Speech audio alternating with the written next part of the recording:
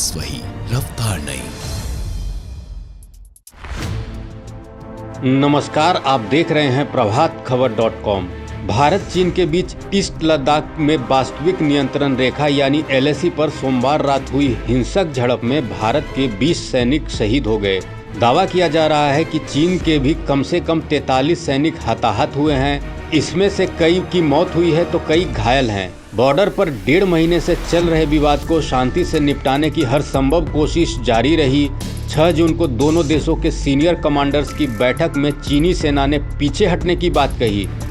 बातचीत के जरिए विवाद को सुलझाने की हामी भरी। इसी बीच चीन की चालबाजी सामने आई और देश के 20 जवानों की शहादत हो गई। बड़ी बात यह है कि साल 1967 में सिक्किम के नाथुला में झड़प के बाद दोनों सेनाओं के बीच यह सबसे बड़ा टकराव है। उस वक्त टकराव में भारत के 80 सैनिक शहीद हुए थे, जबकि 300 से ज़्यादा चीनी सैन्यकर्मी मारे गए थे।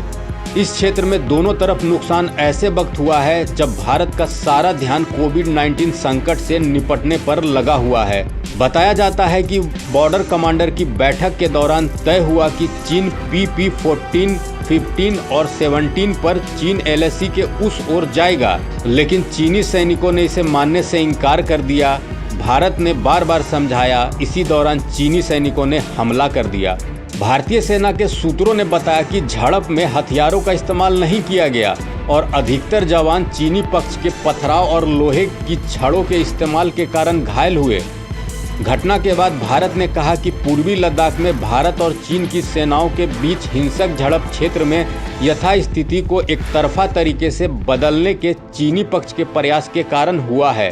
पूर्व में शीर्ष स्तर पर जो सहमति बनी थी, अगर चीनी पक्ष उस पर गंभीर रहता तो ऐसा नुकसान नहीं होता। दरअसल 6 जून को लेफ्टिनेंट जनरल हरिंदर सिंह की अगुवाई में भारतीय सेना ने चीन के मेजर जनरल लियू सेन से मोल्डो में बातचीत की। सीनियर कमांडर्स की बातचीत के बाद विदेश मंत्रालय ने बताया कि चीन बातचीत के जरिए विवाद सुलझाने पर तैयार है। 11 जून को चीनी विदेश मंत्रालय ने भी दावा किया कि दोनों देश मसले को आपस में सही तरीके से निपटा रहे हैं, लेकिन 16 जून को हिंसक झड़प हो गई।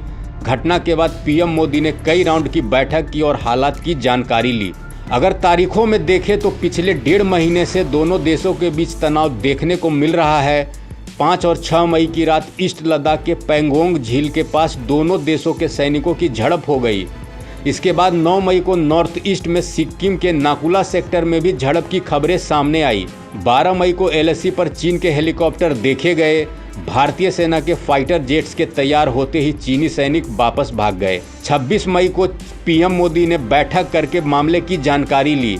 6 जून को दोनों देशों के कमांडर्स के बीच बातचीत हुई और चीन ने बातचीत का रास्ता चुनने की बात कही। दोनों देशों के बीच बातचीत जारी रही। इसी बीच 15 और 16 जून की रात चीन की चालबाजी सामने आई, जिसमें भारत के 20 वीर सपूत शहादत को प्राप्त हो गए।